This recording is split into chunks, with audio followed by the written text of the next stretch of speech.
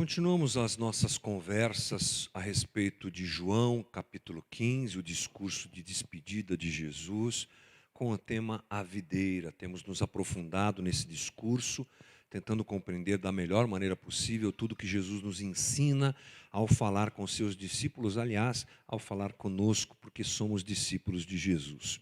Então vamos ao nosso texto base hoje, João capítulo 15, versículo 26 e 27 diz: quando vier o conselheiro que eu enviarei a vocês da parte do Pai, o Espírito da verdade que provém do Pai, ele testemunhará a meu respeito, e vocês também testemunharão, pois estão comigo desde o princípio. Agora o capítulo 16, versículo 1. Eu lhes tenho dito tudo isso para que vocês não venham a tropeçar. Vocês serão expulsos das sinagogas. De fato virá o tempo quando quem os matar pensará que está prestando culto a Deus. Farão essas coisas porque não conhecem nem o Pai, nem a mim. Estou lhes dizendo isto para que quando chegar a hora, lembrem-se de que eu os avisei. Não lhes disse isso no princípio, porque eu estava com vocês.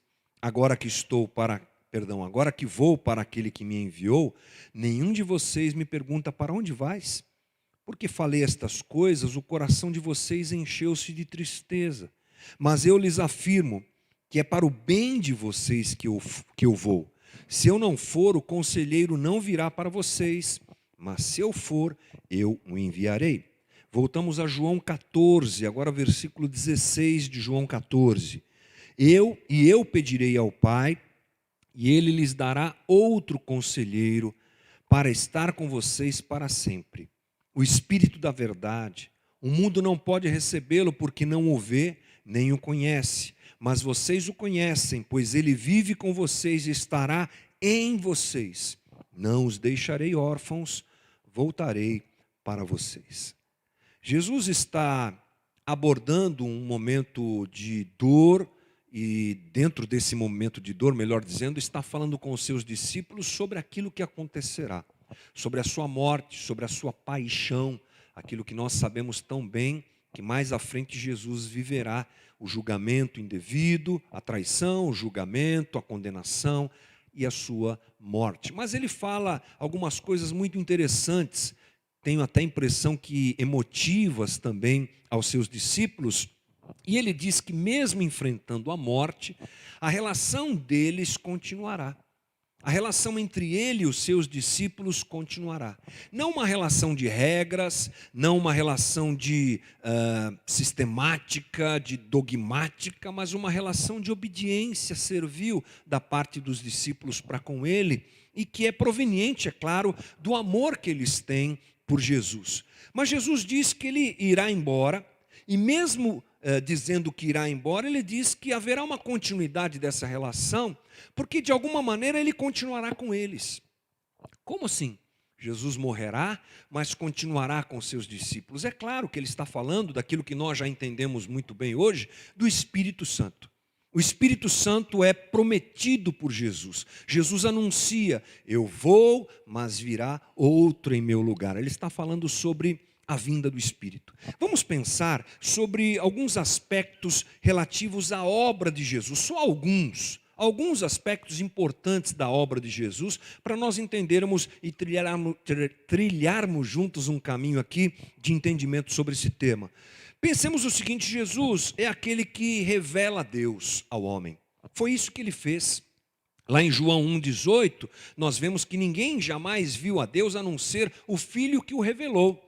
Jesus revela a Deus, Jesus revela a Deus aos homens. A segunda coisa é que, através do seu ministério, da implantação daquilo que Jesus fez, foi implantar o reino de Deus entre nós, ele mostra o que é a salvação.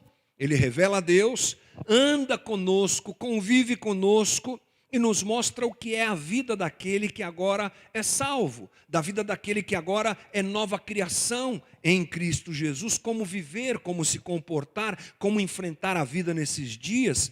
E ele diz que nós somos ramos enxertados nele, que é a videira, e que é por causa da sua presença em nós que nós podemos viver como ele viveu. É a videira que alimenta os ramos. É a videira que dá suporte aos ramos. É a videira que alimenta, literalmente, os ramos. Entendemos essa realidade constantemente, olhando aquilo que Jesus fez, como ele falou e tudo mais. O que Jesus também diz é que a vida dele está em nós. A vida de Jesus se torna a nossa vida, e isso acontece por quê? Porque ele vem habitar em nós. Essa coisa de sermos enxertados na videira é literalmente essa ligação que nós temos com Cristo, que é mística, falamos sobre isso semana passada, é a habitação dele em nós, nos tornamos morada, ele, a vida, vem habitar em nós. É importante então entendermos que essa habitação, o fato de Jesus estar em nós, acontece pela pessoa do Espírito Santo. Nós crentes sabemos disso, ouvimos isso, falamos sobre isso, estudamos isso. Mas às vezes nós nos confundimos com essa coisa da trindade, 3 pessoas em uma pessoa. Um Deus que é uno e que é trino. Para a nossa cabeça isso é meio confuso. E às vezes esquecemos que quando estamos falando do Pai, estamos falando do Filho e do Espírito. Estamos falando do Filho, estamos falando do Pai e do Espírito. Se estamos falando do Espírito, estamos falando do Pai e do Filho. Há uma interligação difícil de nós compreendermos na limitação do nosso raciocínio. Mas não é nem um pouco errado, longe de ser errado, nós podemos dizer que o Espírito Santo habitando em nós é Cristo habitando em nós. Cristo habitando em nós é o Espírito Santo habitando em nós. A vida é Jesus. E a vida habitando em nós é o Espírito de Cristo habitando em nós. Vamos pensar melhor sobre isso para descomplicar. Olha só, a palavra usada no Novo Testamento para se referir ao Espírito Santo é a palavra parácletos. Palavra parácletos, consolador, conselheiro ou advogado. Depende do uso, é esse o termo. Consolador, conselheiro, advogado e até outras traduções. Olha que coisa interessante, Jesus chama o Espírito Santo de parácletos. Confira comigo João 16:7. Se eu não for, o conselheiro não virá para vocês. A gente pode ler assim, se eu não for, o parácletos não virá para vocês. Jesus chamando o Espírito Santo de parácletos. Mas sabe o que é interessante? Jesus é chamado de parácletos. Olha que incrível. 1 João 2:1. Se todavia alguém pecar, temos um parácletos, advogado, junto ao Pai, Jesus Cristo, o justo. E isso acontece por quê? Porque se trata da mesma pessoa. É Deus, é a Trindade, é o Filho, é o Espírito. Por isso diz Jesus, inclusive, que viria outro. Vamos dar um pulinho lá em João 14:16. A gente leu isso, mas vamos lá. Eu pedirei ao Pai e Ele lhes dará outro parácletos, outro conselheiro, para estar com vocês para sempre, o Espírito da verdade. Ah, gente, vocês sabem que eu gosto do grego, né?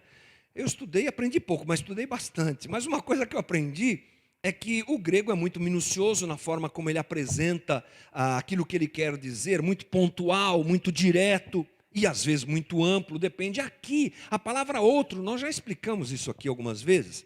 A palavra outro, traduzida para o português assim, porque não tem como traduzir de outro jeito, mas no grego ela pode se referir a outro da mesma espécie ou a outro de outra espécie. E adivinha, no caso aqui a palavra usada é halos, que é outro da mesma espécie. Então nós podemos dizer que Jesus está dizendo assim, eu pedirei ao Pai e Ele vai dar outro igual a mim, Ele vai mandar outro da mesma espécie que eu. Por quê? Espírito Santo e Cristo, uma pessoa só da Trindade. Então, nós podemos pensar também que outro usado por Jesus aqui denota o fato de que os discípulos já têm um, que é Cristo, que anda com eles, que os convocou e que os ensina e que faz tudo o que faz junto com eles, e aquele que virá. Eles já têm um, e agora vem outro, igual a Cristo, agora habitando nos discípulos, fazendo morada nos discípulos, ou seja, Jesus habita nos seus discípulos, Jesus habita em nós. E isso nos dá uma ideia muito clara de que há uma continuidade da obra de Cristo. O Espírito Santo continua a obra de Cristo aqui na terra. Aonde? Em nós. E essa é uma situação muito ampla, muito bacana para nós pensarmos. Essa ação divina de continuidade da obra de Cristo acontece, num primeiro momento, não a continuidade, mas a obra de Cristo, porque Ele está aqui, encarnado, andando entre nós. Ele morre, ressuscita ao terceiro dia, sobe aos céus e vem o outro, o conselheiro, o Paráclitos, o igual a Ele, agora para encarnar em nós e morar em nós. E habitar em nós e realizar através de nós a mesma obra, a continuidade da obra que Cristo estava fazendo. João 16:7 diz: mas eu lhes afirmo que é para o bem de vocês que eu vou. Se eu não for, o conselheiro não virá para vocês. Mas se eu for, eu enviarei. João 14:20. Naquele dia compreenderão que eu estou em meu Pai, vocês em mim e eu em vocês. Jesus está falando sobre essa simbiose, sobre essa coisa de Ele morar dentro de nós. Ele, o Espírito Santo enviado pelo Pai, vai habitar em nós e Ele estará em nós. Antes estava entre nós, agora estará em nós. Portanto, é bom a gente se lembrar que a obra do Espírito Santo é continuar a obra de Cristo na vida dos discípulos. Podemos até dizer que o Espírito Santo é um professor profético. Essa semana nós estávamos montando essa pregação juntos no nosso grupo de pastores e pensando, cada um pensa uma coisa, cada um estuda uma situação. E alguém trouxe essa frase aqui que eu esqueci de anotar quem disse. Então fica os créditos aí no céu, mas vamos lá. O Espírito Santo é um professor profético que preserva, desenvolve e completa a revelação de Jesus. Não é lindo? Eu acho isso lindo. O Espírito Santo que habita em mim, que habita em você, completa a obra de Cristo, revelando, a revelação de Cristo é feita por Ele através de nós. Ele também ensina, Ele admoesta, porque Ele habita no coração do homem, é o próprio Deus habitando no homem. É a pessoa de Deus que continua dentro dos corações, revelando, exortando, auxiliando o homem na sua caminhada cristã. É isso que Jesus faz através do seu Espírito, ou o seu Espírito faz em nós como Cristo que está em nós. Se Jesus não fosse, nós sabemos que o Espírito não poderia vir, ficou muito claro nas palavras de Jesus, porque o Espírito completa a obra de salvação de Jesus no homem. E somente se Jesus morresse e ressuscitasse, isso aconteceria. Mais uma coisa especial para a gente pensar a respeito da morte de Jesus. Talvez poucas vezes a gente fale da morte de Jesus pensando nesse aspecto. A gente fala da morte de Jesus como a porta de salvação. Claro, e é mesmo. Como o sacrifício que levou o meu erro, meu pecado, como o sangue vertido que pagou o meu preço, como o corpo moído, conforme Isaías diz, que levou sobre si a minha enfermidade, a minha dor, tudo isso, mas muito, muito, muito mais é a morte de Jesus, mas também ela é o caminho para a vinda do Espírito Santo, porque se eu não for, disse Jesus, ele não virá completar aquilo que eu comecei. O que o Espírito Santo faz em nós é algo realmente muito especial, habitando em nós. Eu acho que a partir desse domingo, a nossa série dá uma volta, abre um espaço para nós falarmos um pouco da obra do Espírito Santo. A gente inaugura esse momento dentro da nossa série A Videira, falando um pouco sobre aquilo que Jesus diz, sobre a obra do Espírito Santo em nós, já que ele realmente cita a vinda do Consolador, o promete aos seus discípulos, e essa é uma realidade que a gente sabe que se cumpriu. Jesus disse lá 2000 anos atrás, e ela se cumpriu agora. Vamos melhorar nosso entendimento sobre isso. O Espírito Santo faz uma obra tão incrível em nós que, por exemplo, pense numa coisa importante para o crente que é a Bíblia. Está aqui, a Bíblia. Aquilo que está registrado, vamos pensar principalmente no Novo Testamento, aqueles homens que andaram com Jesus, que escreveram, Pedro, Mateus, Lucas, Tiago, João, o apóstolo Paulo, todos eles realmente instrumentos de Deus, mas Jesus deixa claro nas suas falas que toda a produção do Novo Testamento depende do Espírito. Se não fosse o Espírito Santo, nós não teríamos a revelação de Deus no texto bíblico. A vida dos apóstolos e a produção desse material todo foi algo que eles não teriam capacidade. Talvez nem soubessem direito o que estavam fazendo. É verdade. Imagina você, Paulo, por exemplo, fazendo as suas viagens missionárias.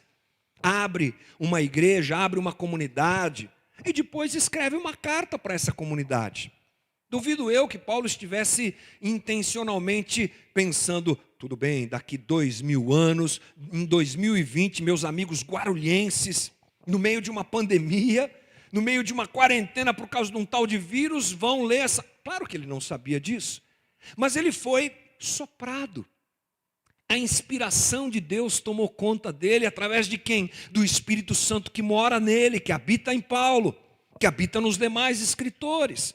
Não é psicografia não, viu gente? Fecha o olho e sai escrevendo, não. Era um movimento do Espírito Santo em inspirá-los. Toda essa produção foi realizada pela ação do Espírito Santo. Jesus vai e se inicia uma outra obra. Pense comigo, o que Jesus falava era inédito, né? Jesus fala algumas coisas que eles nunca tinham ouvido falar. A maior parte do que Jesus fala, inspirado, ele pleno, melhor dizendo, do Espírito Santo, fala umas coisas incríveis. Não é que depois os apóstolos também falam? De onde vem a sabedoria de Paulo para escrever o que escreveu?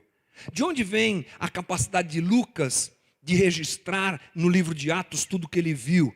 De onde vem a inspiração para João escrever esse evangelho tão lindo que a gente está estudando? Ou para escrever as suas cartas, ou ainda para ter a revelação do Apocalipse? Quem mais poderia fazer isso? O mesmo Jesus que falou, agora habita no coração desses homens e dá a eles a capacidade de fazerem, escreverem e viverem tudo o que viveram. Por isso que Jesus diz assim, é para o bem de vocês que eu vá. Vocês estão experimentando aqui, discípulos, a convivência comigo, está muito bacana, mas agora eu quero morar dentro de vocês. Eu quero habitar em vocês, eu estou entre vocês, eu quero ir para dentro de vocês. E só se eu for para que o Espírito venha e habite em vocês. Olha o que Jesus diz lá em João 16, 7. Mas eu lhes afirmo que é para o bem de vocês que vou. Se eu não for, está aí, o conselheiro não virá para vocês. Mas se eu for, eu enviarei. Vamos nos lembrar, gente, que ele está falando para um grupo de homens que tantas vezes demonstrou falta de fé naquilo que ele dizia. A complexidade do evangelho, da graça, de um Messias que se entrega por eles, de um Messias que não vem com força, com violência, com autoridade humana para libertar Israel de Roma. Isso tudo passava longe da cabeça deles. Várias vezes, você há de convir comigo, várias e várias vezes, Jesus dizia coisas que eles não entendiam. Só depois da sua ressurreição é que alguns começam a se esclarecer. E depois que vem o Espírito e entra neles e habita neles a partir do Pentecoste, é que tudo se revela. Era o bem deles, era para o bem deles. Por quê? Porque nós somos incapazes. Nós somos incapazes, irmão, de vivermos o Evangelho por nós mesmos. Nós somos incapazes de vivermos o Evangelho. Está quente aqui, gente. Por nós mesmos. Nós não temos essa capacidade. Olha, por exemplo, o que Paulo diz em 1 Coríntios 2,14. Quem não tem o Espírito não aceita as coisas que vêm do Espírito de Deus, pois lhes são loucura. E não é capaz de entendê-las, porque elas não são, porque elas são discernidas espiritualmente. E é lindo nós pensarmos na maneira como Jesus cuida de nós para nós vivermos o Evangelho. Jesus não faz aquela coisa tipo assim, olha, eu vou viver entre vocês, vou falar o Evangelho para vocês, vou falar do reino de Deus, e vou deixar uma série de ensinamentos. Daqui a pouco vocês escrevem um livro aí, para se lembrarem desses ensinamentos, e segue a vida. Eu estou lá na eternidade com o Pai, com o Espírito, e vocês pegam esse livro aí e sigam. isso já tinha sido feito. Lembra de Moisés recebendo a lei? Já tinha sido feito. Funcionou? Não funcionou. Agora Jesus faz muito mais. Ele vem, se encarna, anda entre nós, apresenta o reino, implanta o reino, vive conosco, morre, ressuscita, vai e vem de novo. Agora é o Espírito que habita em nós, para nós vivermos o Evangelho adequadamente. Temos o livro, temos a palavra, mas temos Ele em nós. Ele habita em nós. Jesus não diz assim, se vira aí, meu irmão. Jesus não diz assim, está passando dificuldade na quarentena aí? Deus te abençoe. Não é? Tipo assim, um Deus completamente imanente, longe, distante. A linda história do Evangelho, ela inclui o fato de Jesus habitar agora com a gente. Nós somos o corpo dele. Somos o corpo de Cristo, andamos e Ele anda com a gente. No dia do sofrimento, Ele está lá porque Ele está comigo. Ele está, aliás, em mim. No dia da alegria, Ele está lá porque Ele está em mim. No dia dos grandes desafios da minha vida, Ele está lá porque Ele está em mim. E eu não me sinto abandonado, é óbvio, porque não estou abandonado, Ele está em mim. No dia que o pecado bate à minha porta, Ele está em mim, me ajudando a vencer o pecado. No dia que vem uma notícia difícil, o choro toma conta da minha vida, Ele está comigo porque Ele está em mim. Não andamos sós. Jesus Cristo anda em nós e se move nesse mundo através de nós. Portanto, o Espírito Santo é o dom da salvação presente em nós. É a dádiva do próprio Deus habitando em nós. Por isso, irmãos, podemos dizer categoricamente, não somos órfãos. É o que ele diz no texto para os discípulos. Não deixarei vocês órfãos. É a videira que nos enxerta como ramos. É a videira que nos enxerta como filhos adotados de Deus, agora ligados à videira. E o próprio Deus habita e mora em nós. Se eu fosse pentecostal, eu ia dar um aleluia aqui bem forte. Isso é para mexer o coração da gente. Não é um Deus das regras, que diz, cumpra as regras para me agradar, e se vira aí, meu amigo. Se cumprir a regra, eu posso até gostar de você. Se não cumprir, não. Ele está comigo. Ele está com você. Ele anda conosco para nós vivermos o Evangelho, porque Ele habita em nós. Mas é incrível que é um desdobramento maravilhoso dessa obra individual que acontece em mim, em você, e em você, em você, em você, todos nós, individualmente. Esse desdobramento é a igreja. Por isso nós podemos chamar a igreja de comunidade do Espírito Santo. A ação individual, o Espírito Santo habita em mim, Deus habita em mim, promove uma ação coletiva, porque a igreja é a comunidade formada por aqueles onde o Espírito habita, em quem o Espírito habita. Ele habita em você, ele habita em mim. A gente tem algo em comum, é claro, muito mais do que diferenças, temos algo em comum.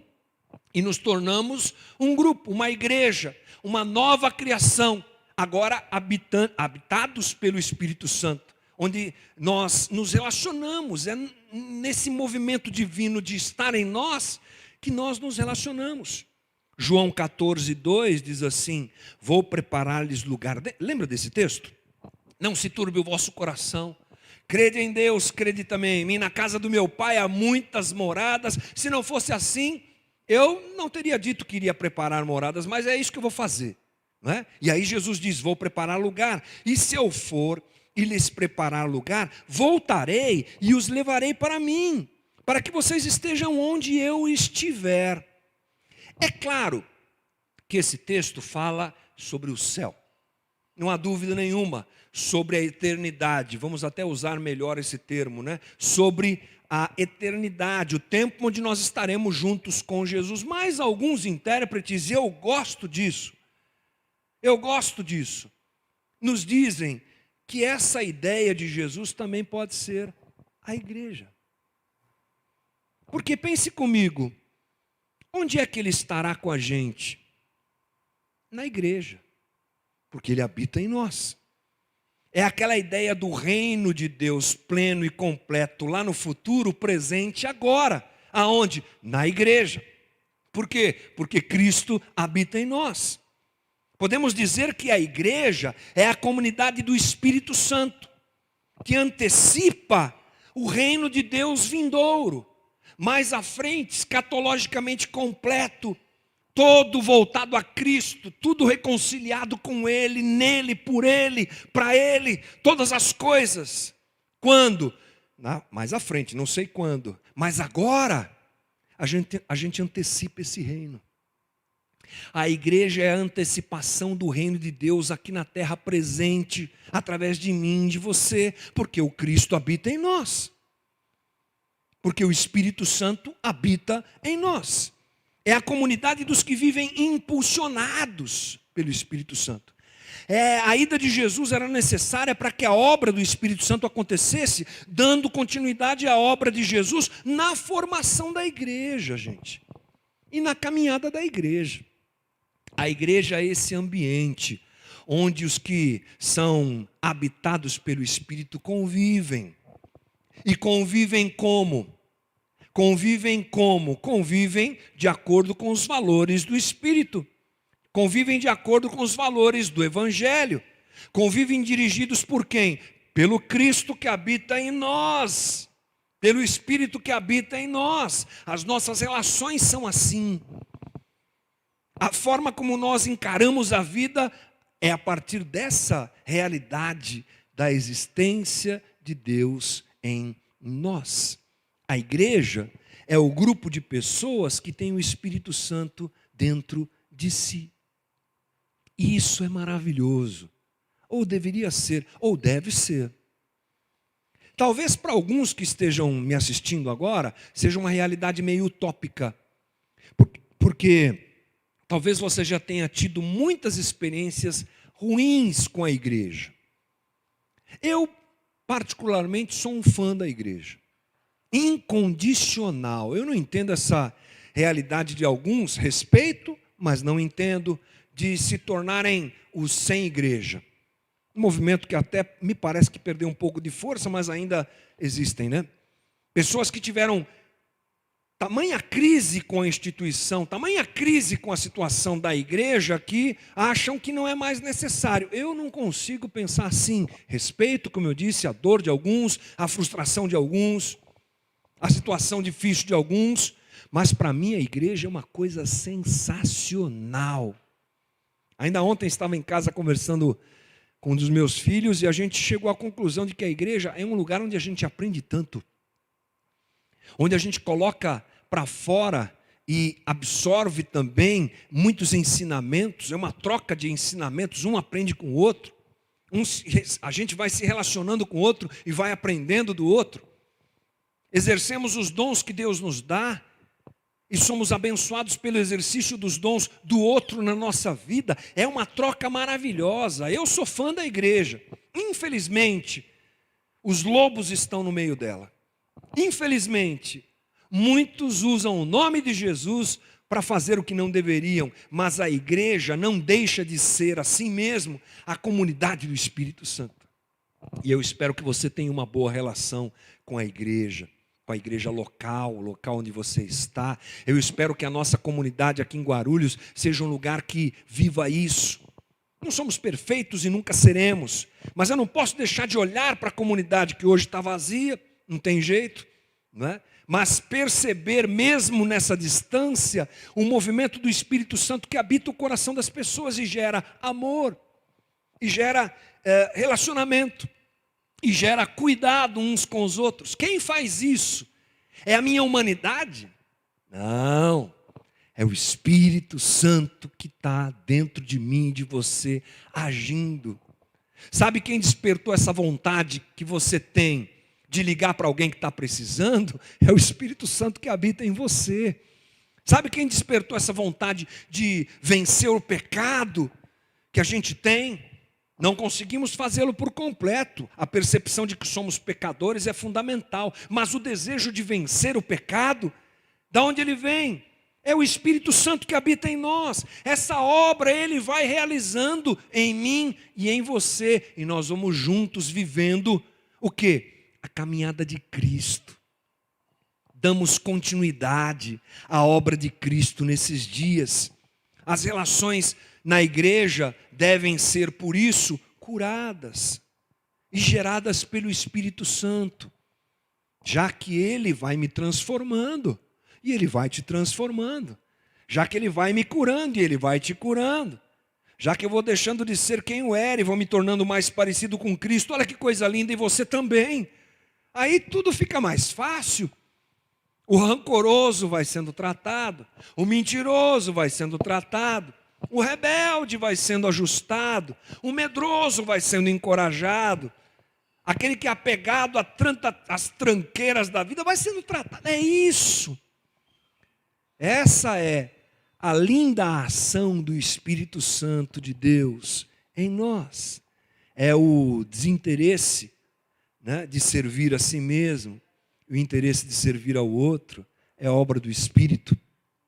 O desejo de se parecer mais com Jesus é obra do Espírito. Isso vai acontecendo aonde, gente? Em que ambiente? Na igreja de Jesus Cristo. O esforço de abandonar os velhos e maus hábitos, ajustando as relações, é obra de quem? É do Espírito, gente. Talvez você esteja dizendo assim, mas eu acho isso tão distante da minha realidade.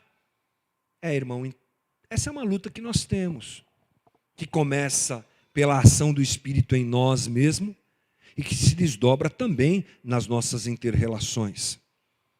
As relações interpessoais que temos dentro do corpo, dentro da igreja local. Mas uma coisa não pode escapar.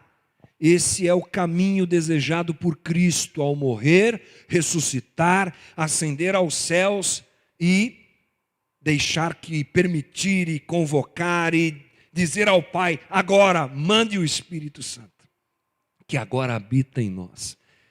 Se a gente não consegue viver todas essas coisas, e elas parecem de repente utópicas, distantes demais, eu vou te dizer uma coisa muito clara aqui, a culpa não é de Deus. A culpa não é de Deus, que a gente tem problema de relacionamento, que a gente não melhora a cada dia, que a gente não consegue abandonar o pecado A, pecado B. A culpa não é de Deus. O que tinha que ser feito, o plano perfeito, desde a eternidade, traçado por Deus, desejado por Deus e realizado no decorrer da história, aconteceu. Hoje o Espírito Santo habita em você e habita em mim, para a gente continuar a obra de Cristo. É incrível isso. A igreja é a comunidade que evidencia a adoção e a habitação de Deus em nós. A igreja evidencia que não somos órfãos. A igreja evidencia que estamos na videira. E a igreja evidencia que a orfandade cósmica em nós foi resolvida. Eu escutei esse termo pela primeira vez da boca do pastor Ziel Machado numa aula lá no meu seminário. Seminário Servo de Cristo. Quer aprender bastante a Bíblia? Pode procurar esse seminário que é só gente séria. E ele falou sobre esse termo. A orfandade cósmica que tomou conta do coração humano depois da queda. Órfãos. Mas agora, a realidade que nós vivemos é que nós somos adotados, enxertados na videira e cheios do Espírito Santo. É o Cristo habitando em nós. Definitivamente não somos mais órfãos. Ele está conosco, porque habita em nós. Um grande privilégio e uma grande responsabilidade. Um grande privilégio ter o Cristo habitando em nós através do seu Espírito. A Trindade, de alguma maneira, participando da nossa vida, Como disse semana passada, o apóstolo Pedro nos fala sobre isso. A natureza divina em nós, é uma coisa incrível isso. Mas uma grande responsabilidade, porque é a convocação de vivermos de acordo com aquele que habita em nós. Não dá para ser esquizofrênico, né? Termos um Espírito Santo habitando em nós e vivermos de outra maneira. A convocação é: viva como Cristo, porque Ele habita em você. A convocação é: eu não deixei vocês órfãos, eu não os abandonei, como disse aos discípulos há 2000 anos atrás, cumpri a minha palavra e agora habito em você. Na tristeza, na alegria, na dificuldade, na caminhada cristã, gerando em nós